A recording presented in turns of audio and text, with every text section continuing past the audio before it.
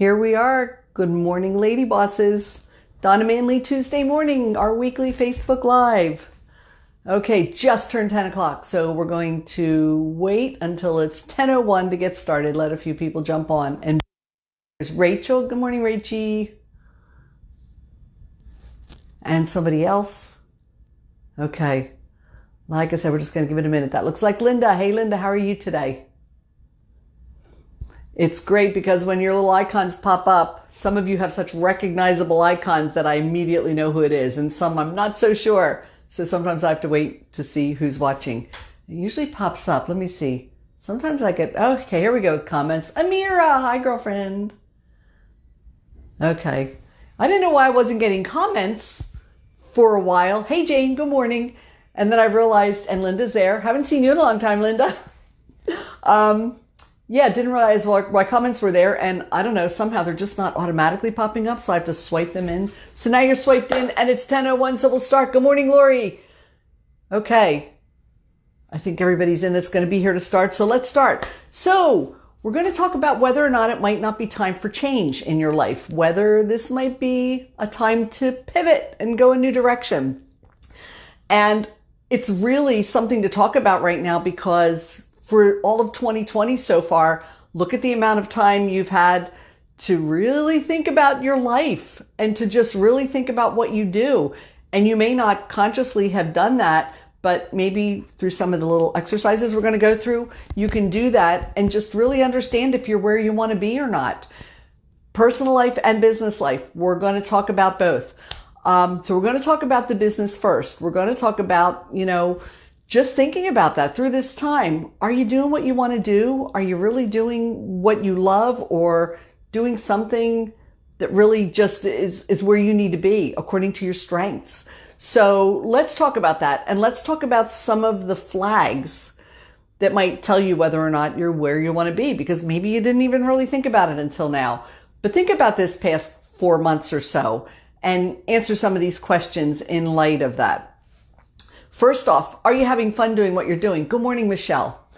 And having fun doesn't mean like it's just all fun and games and every minute of the day you're just like, oh my gosh, I love my life. Listen, in the very best career, in the career that is perfectly tailored and suited for you and for your personality and for your strengths, there's still going to be crap you have to do within your career that you're not going to have a lot of fun with. Now, until you build it to a point that you can hire everybody to do the stuff you don't like, that's the dream, is to be there, right? So that you can just be having fun all the time. But in reality, you're going to have to do the stuff you're not crazy about. You're going to have to do some bookkeeping. You're going to have to track your mileage. There are things you're going to have to do in running a business that are not fun. But I'm talking about the core of the business. Is the core of the business feeding your soul, feeding your spirit? Is it something you really, truly love?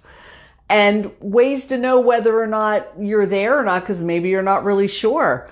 Do you feel bored doing what you're doing? That's one flag that maybe this isn't the thing I love a lot.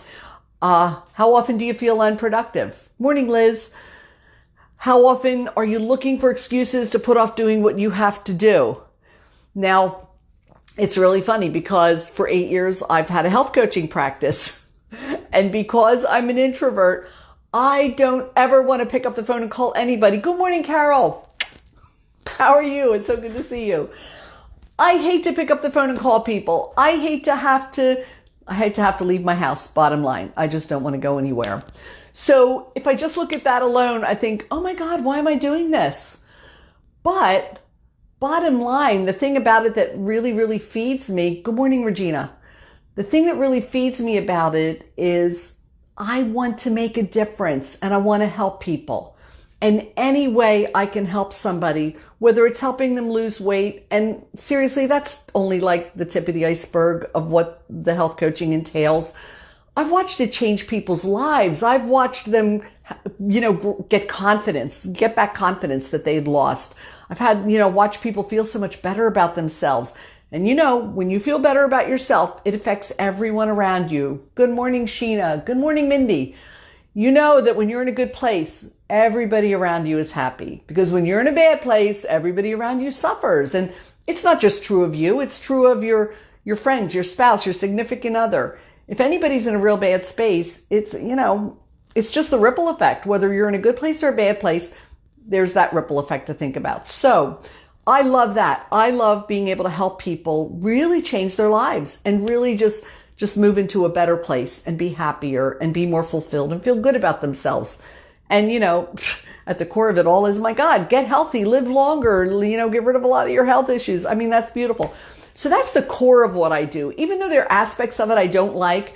And I can never farm that out to anyone, because when you're personally coaching people, you have to talk to them. And honestly, once I'm on the phone with them, I love connecting with them. But it's just hard for me to pick up that phone and do it. So if you're procrastinating, if you're putting things off, if you're finding yourself bored, try and ask yourself why. Are you really doing what you love?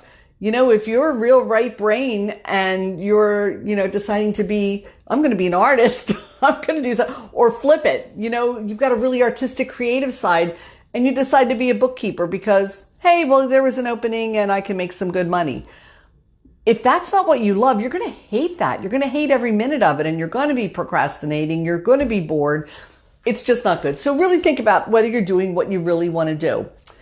And then the next thing is, are you really feeling fulfilled doing what you do? Maybe one overrides the other, because like for me, it does. I can push through not having fun picking up the phone, but the fulfillment I feel when I connect with my clients and I talk to them and I just see the changes in their lives. It's just, it's so fulfilling that it's totally worth it. So is it fulfilling? That may override the other. If it's really feeding your soul and really making you feel good about what you're doing, then maybe that's enough. Good morning, Robin. Good morning, Melissa. Okay. Another thing is, I wrote these down. Are you complaining about it all the time? That's a really good one, especially these last few months. They've had us on edge about a lot of different things. And on top of COVID-19, on top of everything else, it's election year. So people have been very emotional and they've been complaining about a lot. So how much do you find yourself complaining about your career? Morning, Laura. If you find yourself complaining about your career a lot, then maybe it's time to start thinking about whether or not you're really where you need to be. Good morning, Robin. I just saw your good morning come in. I hate these delays. So really think about that. Really think about how often you're bitching about your job, how often you're bitching about what you do. Maybe it's a good income and that's the reason you do it. But start to really define and think about why you're doing what you're doing. Because if it's just for the money, I'll never forget my grandfather after he retired, after working 45 years for PECO as a supervisor on the gas crews. When he retired, I remember sitting and talking to him one day, and he did it because it was great money. He was out with the guys. We thought he loved it. He said, I hated my job every day of my life. Every single day going to work. I hated going to work. And I never knew that. And I just thought, how sad. For 45 years of your life, you've essentially lost 45 years of your life. How much more rewarding would it be to go to a job where you love what you do, you can't wait to go, or you just feel such deep, deep fulfillment about what you do? How much different is that than just hating what you do every day, but just feeling like, what else can I do? Or maybe feeling like you're not qualified to do anything else. I don't know what the reason is or what the situation is, but ask yourself these questions. Really take some time to think about it. Another thing is, are you feeling stressed? No, yeah. You might be complaining about it, but how much does it stress you out? If it's really stressing you out, you've got to start asking yourself why. And you've got to start asking yourself, should I be here? Now, if you're just an easily stressed person, then you just need to learn how to cope with your strength. And yes, as a health coach, I can help you do that too. But seriously, you need to learn to deal with your stress. But if you find that your biggest stressor is your career, then just start asking yourself some questions and just start figuring out if that's really where you should be. I can't answer that for you. You can answer for yourself. And if you can't find those answers, Find a good friend who knows you so well. Gosh, I've talked about to one of my girlfriends about this recently. You need somebody who knows you so well that they can shine a light on some things you might not be seeing. So talk to someone you trust and say, look, I'm struggling with this and I don't know what to do, because a good friend who knows you well can shine a light on things you don't see and maybe say, look, honestly, you do a good job at this, but you don't shine because this is where your strengths are. This is where you should be. This is where you should be. This is what you do well. This is what you love. Look at the people you could help.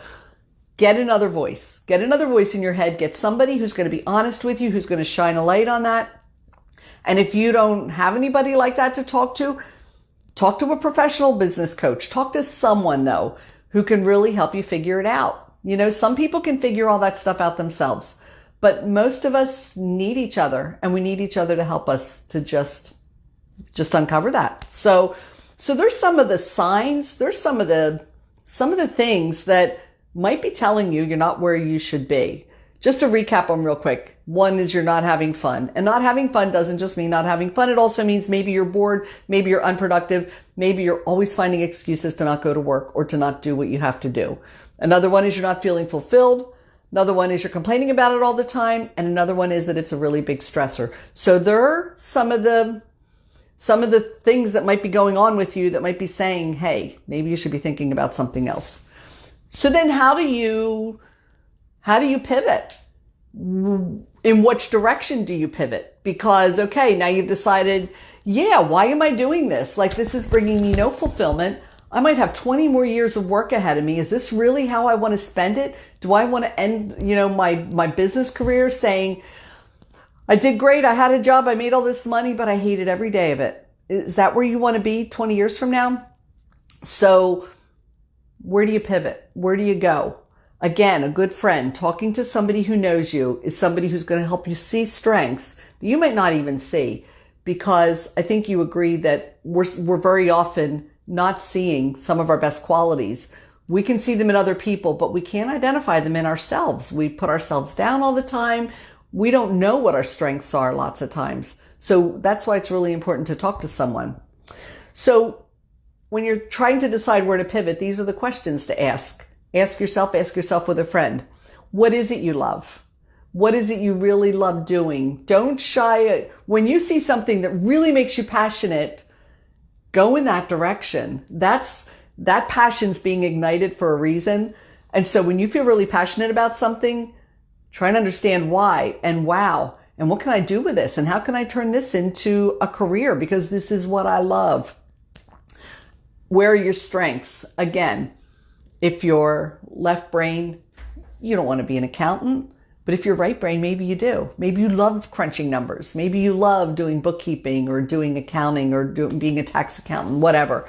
So what are your strengths? And again, ask a friend. You're not going to see them all. You're not going to see your strengths, but let somebody else tell you what they are. Obviously, you want to do what you want to do to make money too, because you're dependent on your income to some degree. So where's your best ROI?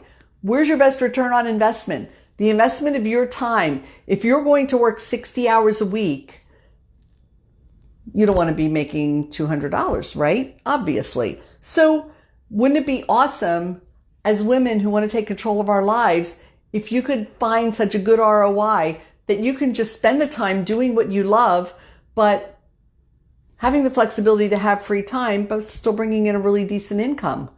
In a lot of coaching and a lot of multi-level marketing, you can very often work as little as 5 or 6 hours a week, like really focused, intentional work, and be making $500 to $1,000. That's not unreasonable at all. So think about all these things, because to want to have control of our lives, don't we also want to have the flexibility? And we want to spend time with friends and family and feeding and taking care of ourselves. If you're working 80 hours a week or 70 hours a week on a full-time job that's just draining you, and maybe you don't even like that much, maybe there's a good income, but you're having no time for yourself. You're having no time for anything else. So that's part of it. So definitely consider the return. Consider what you're going to be earning. And then really something that you really can think about in light of 2020 and COVID-19, if you want to pivot to something different, think about something that's sustainable. Because when you look at the businesses that have struggled so much the last few months, you know, we have a lot of women in this group who have salons, who have restaurants, who do catering, I see Jane's here, her pet sitting. All these things just kind of died during COVID. And if you're dependent on your income and you weren't able to get the government assistance that was out there, think about what's sustainable. Now, if you're already doing what you love, then you don't want to move away from that. You don't want to pivot. Maybe you want to think about doing something a little extra, maybe doing a little side hustle that will be more sustainable. But I'm just talking about this in light of if you're the person who thinks, yeah, I need to make a change, then really think about what's going to be sustainable in times like this, because I don't think times like this are once and done. We're going to go through something similar again, whether it's disease, whether it's economic, whether it's whatever it is, there are going to be times that the economy as a whole is going to suffer. But some things don't suffer. There's health coaching during COVID didn't suffer at all because people were sitting home during COVID-19 catching the COVID-15, the 15 extra pounds minimum that everybody gained because they're sitting home and suddenly everybody's Betty Crocker and we're eating more and everybody's sitting around gaining weight. So my business hasn't suffered, my business has grown. So think about what's sustainable if you're thinking about pivoting. So I hope that helps you in the business realm. Now, I'm going to switch it over to the personal realm and whether or not you need to pivot.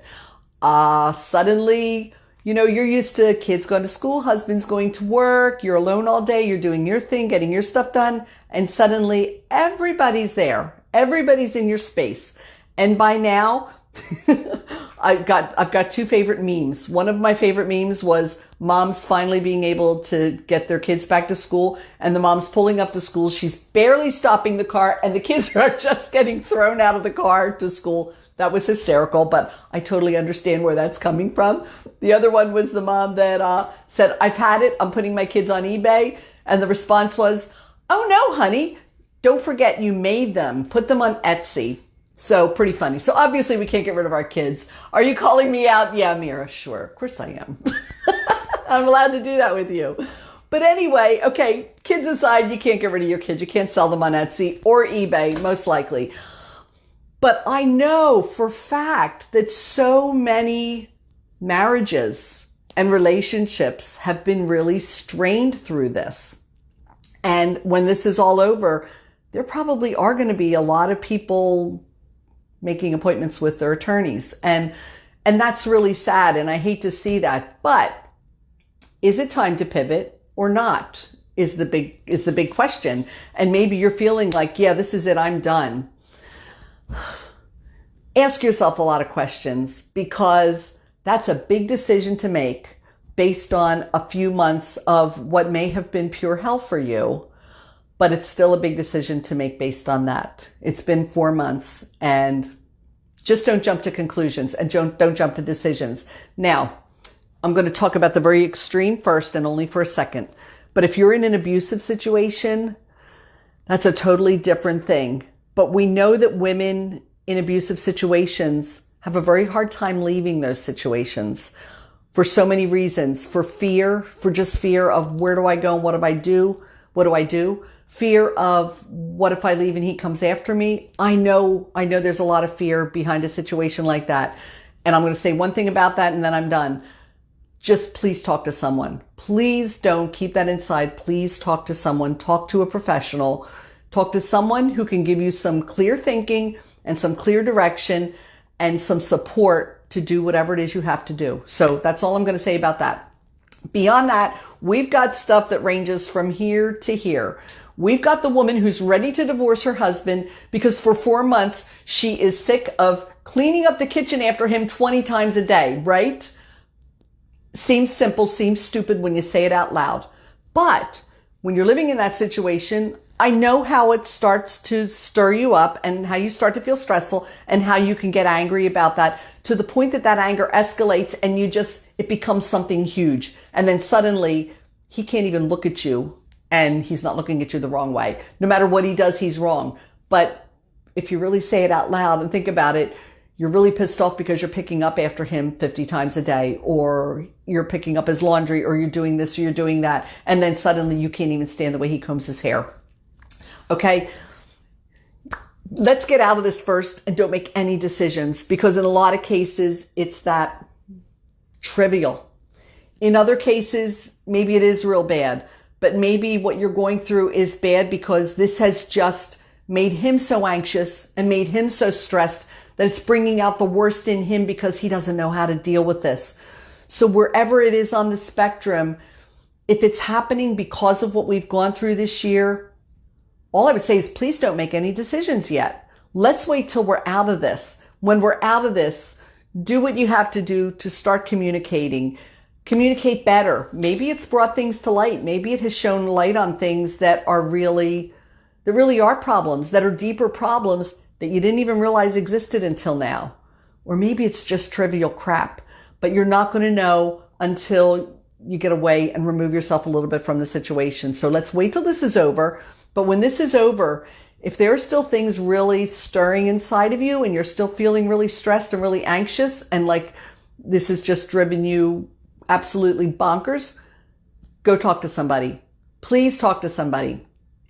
I will never forget that when my first marriage was 17 years long, I had 4 kids, and we had problems for 17 years. We always went into counseling, and all counseling really afforded me was like, okay, an opportunity to let it all out, just explode all over everything, and counselor would give us some good advice, and then I vented, I let it out, so I felt better until it built up for another year. And then it happened all over again. So we went through that for 17 years. And at the end, when I couldn't take it anymore and that was it, and I was ready to pack up 4 little kids and leave, my mom said to me, she said, listen, just make one more attempt. Make one more attempt at some really, really intense counseling.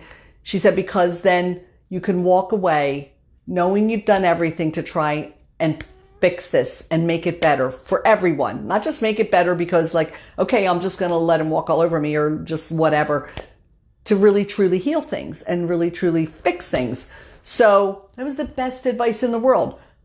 Long story short, it didn't, we did that and it didn't work and I left. And I'll never regret that decision, but I am so thankful for the fact that she pushed me to just make sure you try everything you can before you walk away. So if whatever you're feeling still feels very big at the end of this, please just make sure you've tried everything before you just make a decision that's going to take you in a different direction. It's going to cause you to pivot.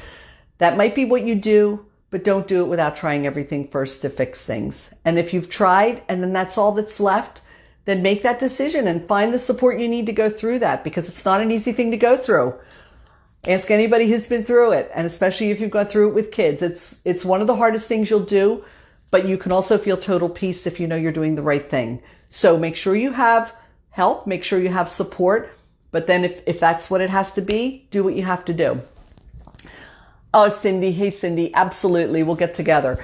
So that's all I've got for you today. But like I said, I hope this time, and if you haven't really thought about these things, whether it's your career or whether it's your personal life, at this stage of the game, after we've been going through this since March, you might just be feeling really stressed and really anxious and just like your whole life is crap right now. So ask yourself some questions and try and figure out why. Is it my relationships? Is it my career? Maybe it's time to make some changes. So if you need to make some changes in your career, just start thinking about what to do. Talk to a friend, get some advice. Again, it's just so important to have a friend who knows you and a friend that you trust. Like I said, to shine light on what you're good at, and to be able to be honest with you, to say, this is not where you should be. So you need that. So talk to someone. In your personal life, just go slow. Go slow. Make sure you've exhausted everything. And then once you have, then make the best decision for you and your family. So that's it, ladies. Thanks. I'm so happy. Gosh, it was such a big crowd. I didn't think we were going to have a big crowd today. And apologize for missing you last week. Sometimes you just need a week down. Life gets in the way and you just need to take a break. And that's where I was. So it's good to be back. I love you all. Oh my gosh, I really look forward to this. So I will see you next week, and have a great day. Take care.